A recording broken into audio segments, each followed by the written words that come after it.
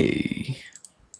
Hey, bro, we be making fun of our parents for believing everything on the internet, but don't act like this man didn't have us all fooled. Meet Dan. And you see, Dan had a problem. His life was crumbling before his very eyes, because you see, his living was based off of you believing he was rich. Listen, when you're a public figure and you have a company, stocks go up and down depending on you. Think about Elon Musk. When people like Elon Musk, stocks rise. When people didn't like him, stocks crash. Dan had this company called Ignite. Now, it was all fun and games until he fired his vice president. His vice president said, "You don't want to do that." Dan said, "And what you finna do about it?" His vice president said, Dan said, "What?" He said, "I'm finna get my get back." Oh, and he got his get back. In one of the pettiest moves I've ever seen, his vice president sues him for wrongful termination. But that wasn't why he sued him. He sued him so he can show the world how Dan was really spending his money. The judge said, "Sir, why are you here today?" He said, all the girls that you see Dan with, he just be renting them. He just be flying them out." Dan said, "Objection." The judge said, "Hold on, I want to hear this." He said, "Yeah, that mansion he said he bought, he just rents that too. He don't really got the money to afford it." The judge said, "All right, hold on, sir. All right, how is this relevant?" He said, "I'm going to get to that. All the money Dan be spending on stuff, that's all the company's money. He don't really got money like that. He don't got bread like that." The judge said, "All right, come on now. How is Dan being a bum relevant?" Dan said, "Objection." The VP said, "Y'all got that down?" The typewriter said, "Oh, I got it right here." Basically, तुमने दुनिया को दिखा दिया. It really doesn't matter. Case से relevant होगी ना हो. But the whole point is, I think, जब तक दो प्रजाति के मर्द जीवित रहेंगे, एक हो गया बच्चे, क्योंकि बच्चों पे हमें एक देना पड़ेगा बेनिफिट ऑफ द डाउट, क्योंकि वो बच्चे हैं, और दूसरे बड़े लोग जो दिमाग से बच्चे हैं, जो बच्चे एंड दिमाग से बच्चे, जब तक ये दो पॉपुलेशन जीवित हैं तब तक आपको हमेशा कोई भी इंसान मिलेगा. क्योंकि देखो, बच्चे को मम्मी क्या कहती हैं छोटे से ही कि बेटा अगर कोई टॉफ़ी दे रहा हो तो बेटा ये नहीं गाड़ी में बैठ जाना उसकी.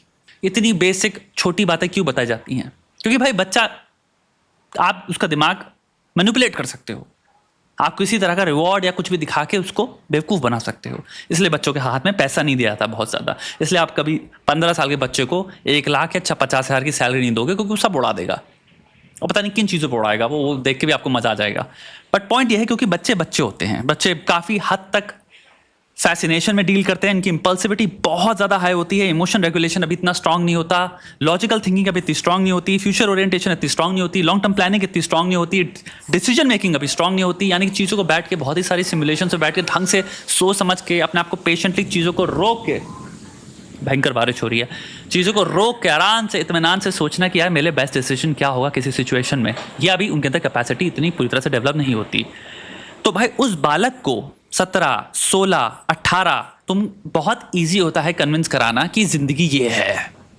तो आपने कॉमिक बुक रियलिटी ली और आपने कहा कि मर्दों का सुपरमैन ये होता है. तो मर्दों का सुपरमैन एक 17 साल के बच्चे के लिए क्या होता है?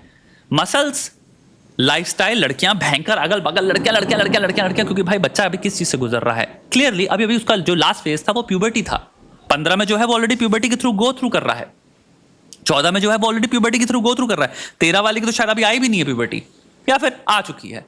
सो आप अपनी लाइफ के सबसे ज्यादा वल्नरेबल एज में, फेज में या तो हो या फिर बस अभी निकले हो, आप ऑलरेडी वहां पे हो. तो आपको उस चीज का सबसे एक्सट्रीम चीज दिखाई गई. बेसिकली सबसे एक्सट्रीम चीज, युवतियां सबसे exaggerated, objectified, reduce to mere objects form में तुमको पेश करी जा रही हैं. कौन है वो? भाई कौन करवाना चाहेगा ऐसा अपने साथ काम? क्या कोई सर्जन है? क्या कोई रिसर्चर है? कोई लड़की जो इंजीनियर है? क्या कोई लड़की जो बैठ के तुम्हारे पीएचडी कर रही हैं? तुम कोई भी यूनिवर्सिटी कहीं भी चले जाओ तुमको मिलेंगे, मैनेजरल पोजीशन में मिलेंगे तुम्हें. बहुत बड़े बड़े जगहों पे बहुत सारे लोग हैं. जितनी भी लड़कियां NET फोड़ती हैं, NEET, सॉरी. तुम एक चीज बताओ, क्या तुम्हें वो दिखती हैं खड़े हुए? तुम्हें वो लड़की दिख रही है जो कह रही है भाई मेरी जॉब है खड़ा होना, यानी कि मैं मॉडल हूं एंड मैं खड़े होने के पैसे लूंगी. तो तुम्हें वो लड़की मिल रही है जो कि अपना काम कर रही है उस मोमेंट में. उसका काम है तुम्हें दिखना है जैसे कि तुम एक ऑब्जेक्ट हो, खत्म बात. और वो चीज कन्वे करी जा रही है 17 साल के बच्चों को और दिमाग से 17 साल के आदमियों को. ये सिंपल मॉडल है और जब तक ये जिंदा रहेगा तब तक ऐसे लोग जीवित रहेंगे, प्रॉस्पर करते रहेंगे. और ये बहुत लंबा मॉडल है और ये चलता रहेगा. As soon as the whole world hears this, Dan's stocks start to plummet. But remember how I told you they'd be going up and down depending on the person. His stocks start to rise again because he gets a new business advisor. But when they hear about who his business advisor was, it starts to plummet again because the business advisor was none other than his father, Paul Bilzerian. And here's where things start to get wicked. Wasn't he like in prison and everything for fraud? See, Paul Bilzerian was not allowed to technically be his advisor. Why, you ask? Well, because he's a felon, a certified scam artist. He specialized in corporate takeovers and was really good at hiding money. When he was ordered to pay all of that money back, he said, I don't got it. So he filed for bankruptcy. But see, then people started to ask Dan, how did you get all this money to start your company in the first place? And that... The theory is that he got $50 million from his father. And उसने story उसको बाद में पूरी बनाई उसकी. ये बहुत पुरानी एक कह सकते हो थ्योरी है लोगों की, और काफ़ी लोग जो करीब हैं उसके वो बोलते भी हैं कि भाई यही सत्य है. इसने कोई तुम्हारा पोकर खेल, क्योंकि इसकी जब स्टार्टिंग में फेमस हुआ था उसने कहा भाई, लोगों ने पूछा ऑब्वियसली तुम्हारा पैसा कहाँ से आया, कौन सा बिजनेस है. इसने कहा मैं पोकर खेल के कमाया. और अपने आप को इसने ऐसे प्रोजेक्ट किया कि मैं पोकर का सबसे एलीट प्लेयर हूँ. और तुम्हारे पोकर वर्ल्ड से जब तुम सुनते थे उस टाइम पे, क्योंकि काफ़ी पॉपुलर था एक टाइम पे इंसान, तो बताते थे ऐसा कुछ नहीं है, एलीट प्लेयर कुछ भी नहीं है, घंटा कुछ भी नहीं है एलीट प्लेयर. कुछ गेम इसने कुछ पोकर प्लेयर्स को हायर करके, हाँ श्योर पैसा कमाया है, लेकिन अगर तुम्हारे पास 20 मिलियन पड़े हैं और तुम एक पोकर गेम में 100,000 कमा लेते हो, दैट डज नॉट एक्सप्लेन तुम्हारे पास 20 मिलियन कहाँ से आया है, you know.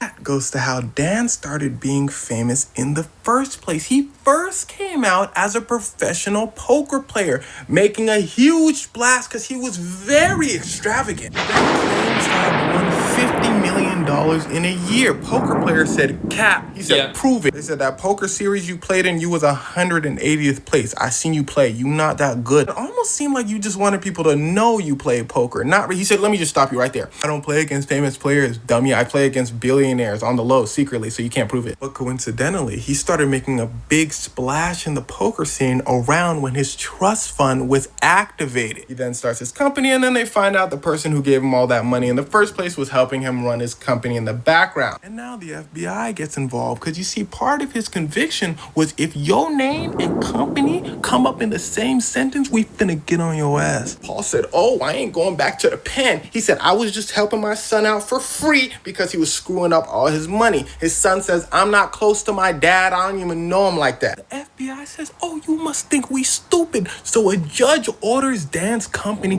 to give them financial documents. Dan's company literally says, objection. The judge said, boy, the judge starts hitting him with fine after fine after fine for every day he doesn't give the document. Now, his dad said they eventually handed over the documents. They asked him in an interview, you think the FBI was just trying to get the get back on you? He said, maybe. After this, his company's stock collapses so hard he had to pull it off the stock market. And as his company's stock is decreasing, so is his real life stock. He's losing millions upon millions of followers a day. So then he comes out and says, I'm broke, y'all. But see, once a scammer, always a scammer. He pivots to the easiest scam that you can do. Alpha male. Dumb, insecure men into believing that he can turn you into a man. He starts hanging out with Andrew Tate, starts saying that I'm going to teach men how to be Sigmas. Guys, Dan is not your father, Andrew's not your brother. You're just their customers.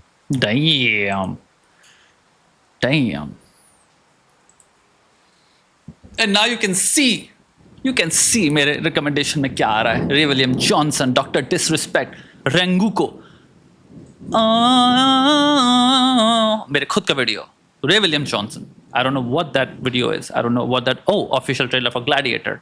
Okay. And Trent Reznor, obviously मेरा favorite musician. Brothers and sisters, I don't know. तुम लोग पे depend करता है. और एक चीज़ है, देखो, बहुत ईजी है अपने जीवन में आंखें बंद कर लेना जब तुम युवतियों को देखते हो उस दशा में. मैं समझ सकता हूँ भाई, तुम फैल जाओगे, लेट जाओगे और बह जाओगे. ये वो तरीके यूज़ कर रहा है कि एक बच्चे का सबसे भयंकर सुपर हीरो वर्जन आदमी का ही होता है. अगर तुम्हें ये बेचा जा रहा है तो एक सिंपल अपने घर के अंदर जाओ, अपने पिताजी से पूछो, पापा ये होता है क्या? अपने अंकल से पूछो, ये होता है क्या?